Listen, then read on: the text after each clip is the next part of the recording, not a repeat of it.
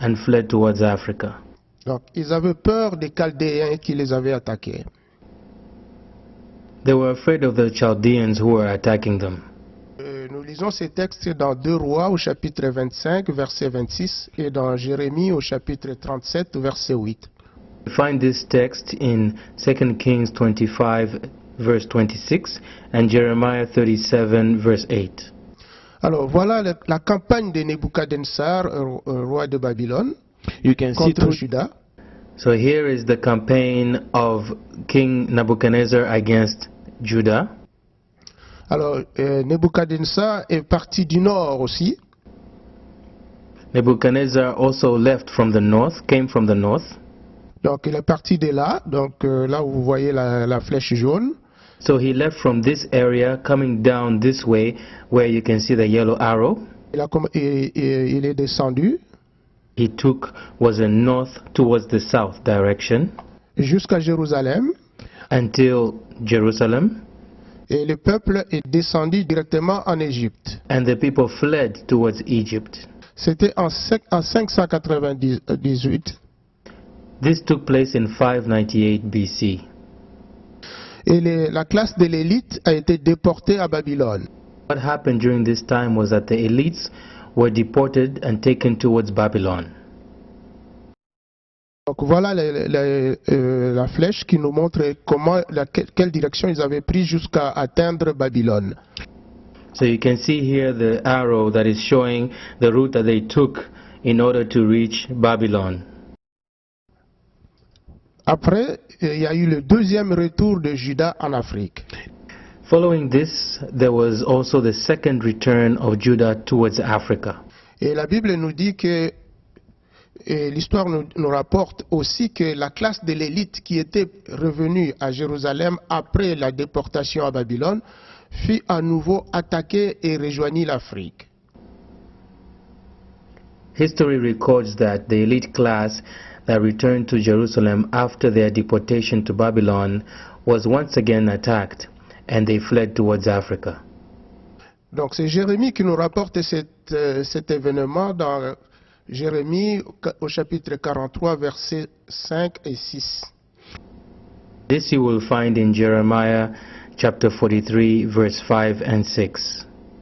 Il dit, Jochanan, fils de Kériach, et tous les chefs de tribus prirent tout le reste de Juda qui, après avoir été dispersés parmi toutes les nations, étaient revenus pour habiter le pays de Juda. Les hommes, les femmes, les enfants, les filles du roi et toutes les personnes que Nebuchadnezzar, chef des gardes, avait laissées, et avec Guédalia et aussi Jérémie le prophète et Baruch, ils allèrent en Égypte car ils n'obéirent pas à la voix de l'Éternel et arrivèrent à Takpanès. And you will find in Jeremiah 43, verse 5 to 6, it says, But Johanan son of Kerah and the captains of the forces took all the remnant of Judah who had returned to dwell in the land of Judah from all the nations where they had been driven.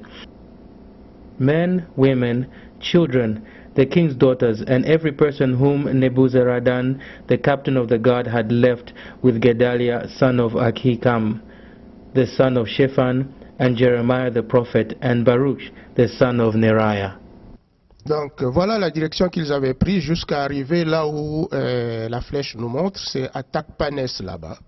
Here you can see the route that was taken for them to get to an area in Egypt called Takpanès. Donc Takpanès et Patros, c'est pratiquement c'est au même endroit. So Takpanès and Patros are practically around the same area. Alors l'installation de ces Juifs à Patros était annoncée dans Jérémie au chapitre 44, au verset 1er. So the installation of the Jews, or the establishing of the Jews in Patros, was announced in Jeremiah 44, verse 1. La parole de l'Éternel fut adressée à Jérémie sur tous les Juifs demeurant en Afrique, donc en Égypte, demeurant à Migdol, à Takpanès, à Noph et au pays des Patros. Jeremiah 44 verse 1 says, "The word that came to Jeremiah concerning all the Jews who dwell in the land of Egypt, who dwell at Migdol, at Takpanes, at Noph, and in the country of Patros." Donc Patros qui est cité dans la Bible, c'est cette partie-là, et voilà la carte qui nous montre même le lieu où se trouvait Patros. Patros is a place that was mentioned in the Bible, and this is the map showing you where Patros was situated. Le troisième et dernier retour d'Israël, du royaume de Juda en Afrique. The third and the last return of Judah as a people towards the kingdom of Africa. L'histoire nous rapporte que la révolte des Juifs contre Rome en l'an 66 après Jésus-Christ. History records that the revolt of the Jews against Rome in the year 66 BC poussa les Romains à la destruction du second temple et de la ville sainte en l'an 70. History records the revolt of the Jews against the Romans in the year 66 AD, pushed the Romans to destroy the temple and the holy city in the year 70 AD.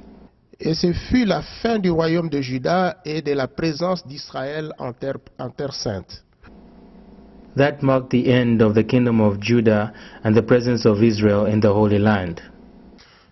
Dans Actes au chapitre 21 au verset 36, Acts chapter 31 verse 38. vous allez trouver que les Égyptiens allaient aider les Juifs à retourner en Afrique et à passer par les pistes du désert. You will find that the Egyptians went to help the Israelites, to help them return to Africa. Alors voilà la partie où il y a eu la grande concentration des Juifs, donc la partie des Takpanes, où était déjà le royaume d'Israël et puis est venu le royaume de Juda. Here's the territory where there was already a big presence of Israel, the area of Takpanes, and later where the people of Judah came to settle. Et voilà comment ils se sont étendus de l'est vers l'ouest de l'Afrique. You can see how they came from the north towards the west and the east of Africa. Donc, à un moment donné, toute cette partie, ça s'appelait YUDA.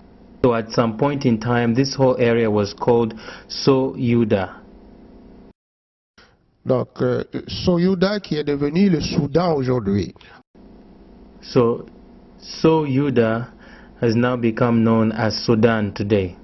C'est le nom de la terre. So is the name of the land. Et Yuda, c'est Juda. Yuda is Judah. Donc les deux, ça formait le nom que nous avons maintenant, c'est le Soudan. These two words today are known as Sudan, the name of the country. Et à un moment de l'histoire, on se souviendra que pendant l'occupation européenne, il y a eu un Soudan français et un Soudan anglais. Donc l'ouest de l'Afrique était occupé par le français et l'est de l'Afrique était occupé par les Anglais. History, Sudan was divided into two. There was the French Sudan and the English Sudan. So the French Sudan was occupied by French, and English Sudan was occupied by the